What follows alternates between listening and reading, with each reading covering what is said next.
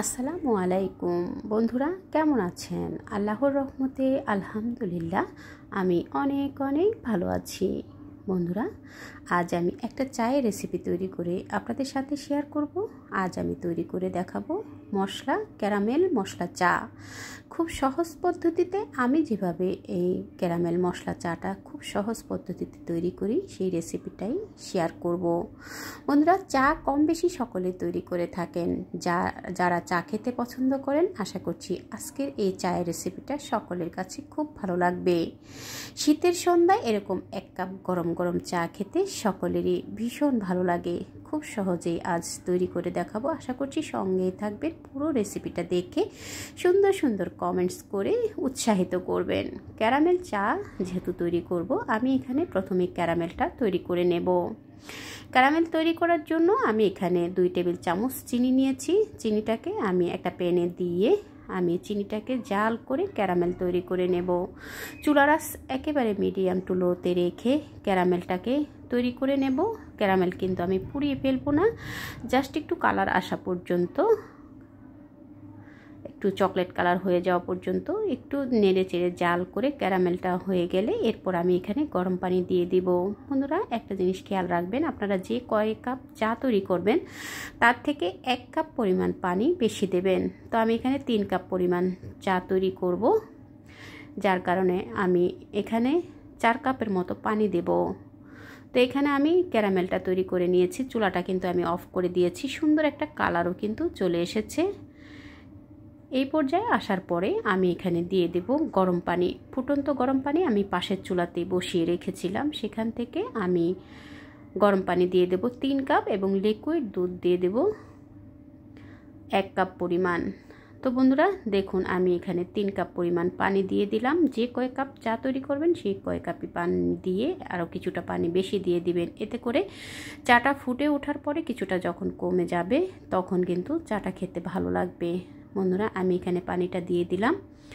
দিয়ে ক্যারামেল সহ পানিটাকে খুব ভালো করে কিছুক্ষণ জাল করে নেব। এখন যেহেতু আমরা মশলা চা তৈরি করব, ক্যারামেল মশলা চা, তো আমি এখানে কিছু গরম মশলা, দারচিনি দিয়ে দিলাম 2 টুকরা, এলাচ দিয়ে দিলাম 5-6টা। আমি এলাচটাকে একটু ছিঁড়ে দিচ্ছি, এতে করে সুন্দর একটা ফ্লেভার আসবে। তো আমি এখন দিয়ে দিলাম এলাচ এবং দারচিনি দিয়ে পানিটাকে খুব ভালো করে কিছুক্ষণ জাল করে ফুটিয়ে নেব। খুব সুন্দর একটা ফ্লেভার আসা পর্যন্ত জাল করে নেব। আমি যেহেতু এখানে গুঁড়ো দুধ দিয়ে চা তৈরি করব, তো গুঁড়ো দুধটাকে আমি 1/2 কাপ পরিমাণ পানির সাথে আমি এখানে 4 টেবিল চামচের মতো গুঁড়ো দুধ দিয়ে দেব। দিয়ে ভালোভাবে মিশিয়ে নিয়ে 1 কাপ হয়ে যাবে। এরপর আমি লিকুইড দুধটাকে চায়ের সাথে মিশিয়ে দেব। ক্যারামেলের পানির সাথে মিশিয়ে দিয়ে ভালোভাবে ফুটিয়ে নেব। বন্ধুরা, আমি এখানে কিন্তু টোটাল 4 কাপ দিয়েছি। দুধ এবং পানি সহ 4 কাপ হয়েছে। 4 কাপ পরিমাণ দিলে 3 কাপ চা সুন্দরভাবেই কিন্তু তৈরি করে হবে।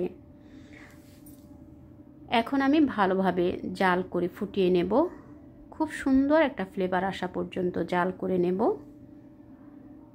বন্ধুরা, এভাবে আপনারা চাইলে একবার হলো তৈরি করে চাটা, যারা চা পছন্দ করেন তাদেরকে প্রেজেন্ট করতে পারেন। যারা চা প্রেমী তাদের কাছে কিন্তু খুবই ভালো লাগবে এই ক্যারামেল মশলা চাটা। এখন আমি বেশ কিছুক্ষণ জাল করে নেওয়ার পরে সুন্দর একটা ফ্লেভার যখন উঠে গেছে, ঠিক সে সময় আমি এখানে চা পাতা দিয়ে দেব। আমি এখানে 3 টেবিল চামচ চা পাতা দিয়ে দিলাম। চা পাতাটা দিয়ে ভালোভাবে আবার একটু নেড়ে দেব। নেড়ে দিয়ে কিছুক্ষণ জাল করে খুব সুন্দর একটা কালার আসবে এবং সুন্দর একটা ফ্লেভার আসা পর্যন্ত চাটাকে জাল করে নেব। বন্ধুরা দেখুন, সুন্দর একটা কালার কিন্তু চলে এসেছে। এভাবে কয়েকবার জাল করে যখন কয়েকবার বলক উঠে যাবে, এরপর আমি চুলাটা অফ করে দেব। দেখুন বন্ধুরা, সুন্দর একটা কালারও কিন্তু চলে এসেছে। আপনারা চাইলে এভাবে চা তৈরি করে প্রিয়জনের মন জয় করে নিতে পারেন। সুন্দর একটা কালার এবং ফ্লেভারও কিন্তু এসে গেছে। এখন আমি চাটাকে একটু ছেঁকে পরিবেশন করব। বন্ধুরা দেখুন, সুন্দর একটা চা কিন্তু তৈরি হয়ে গেল। চা তো কম বেশি সকলে তৈরি করে থাকেন। এভাবে যদি একবার তৈরি করে প্রিয়জনকে উপহার দেন, প্রিয়জনরা খেয়ে কিন্তু ভীষণ খুশি হবে। বন্ধুরা, আমার এই চায়ের রেসিপিটা আপনাদের কাছে কেমন লাগলো কমেন্টস করে জানাবেন। শীতের সন্ধ্যায় এরকম গরম গরম 1 কাপ চা তৈরি করে নিজেও খাবেন, প্রিয়জনকেও উপহার দেবেন। ভালো লেগে থাকলে কমেন্টস করে জানাবেন। আপনাদের একটা লাইকস, একটা কমেন্টসের মাধ্যমে আমার এই রেসিপিটা পৌঁছে যাবে আরও অনেক বন্ধুদের কাছে। তারাও কিন্তু আপনাদের মতো করে আমাকে সাপোর্ট করতে পারবে। তো বন্ধুরা, যদি কোনো অংশে একটু হলেও ভালো লেগে থাকে, একবার হলো ট্রাই করবেন এবং আপনারা আপনাদের টাইমলাইনে শেয়ার করে দিবেন। দেখা হবে পরবর্তী কোনো রেসিপির সঙ্গে। সে পর্যন্ত সকলের সুস্থতা কামনা করছি। ধোয়া ওটা এরকম 1 কাপ গরম গরম চা নিজের জন্য তৈরি করে নেবেন এবং প্রিয়জনকে উপহার দেবেন। আমার রেসিপিটা ভালো লেগে থাকলে একবার হলো ট্রাই করবেন। দেখা হবে পরবর্তী কোনো রেসিপির সঙ্গে। সে পর্যন্ত সকলের সুস্থতা কামনা করছি। ভালো থাকবেন, সুস্থ থাকবেন, নিরাপদে থাকবেন। আমার ও আমার পরিবারের জন্য দোয়া করবেন।